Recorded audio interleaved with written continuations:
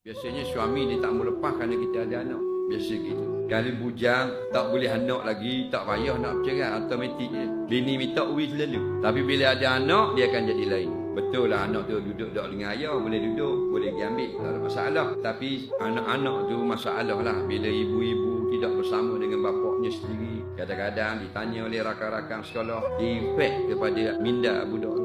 Bagus. Allah benci sangat bercerai ni. Tapi kadang-kadang hebat. Perempuan ni dia hebat sangat. Minta cerai dengan lelaki saja 4 kali sebulan. Padahal Nabi tak cakap nak sebut. Haram masuk syurga. Tidak cium bau syurga. Biar ada kes dulu. Dera kita. Tak boleh beri nafkah. Tu baru ada kes. Baru tak masuk dalam hadis.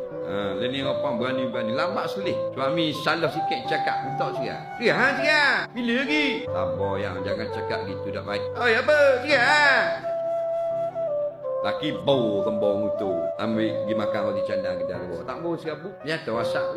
Tak mesti. Oi, dia kek makan pada cerai aku.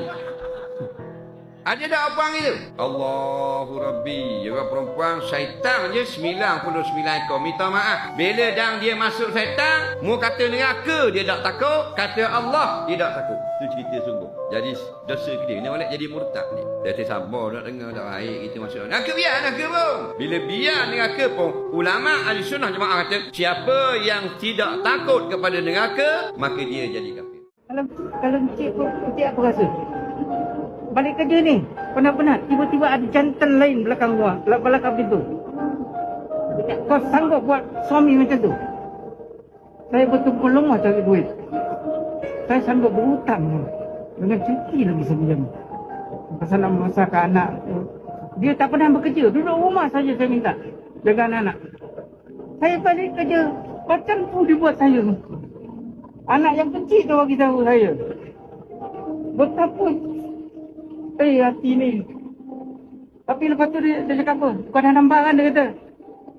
Kau nak buat apa lagi? Kau ceraikan lah. Lepas tu dia bawa anak masa tu. Dia bawa balik ke Kedah. Tapi abang ipar saya telefon. Dia cakap kau ambil anak-anak kau. Bini kau dengar anak kau dia kata. Saya dengar malam tu juga saya naik bas terus pergi ke Kedah.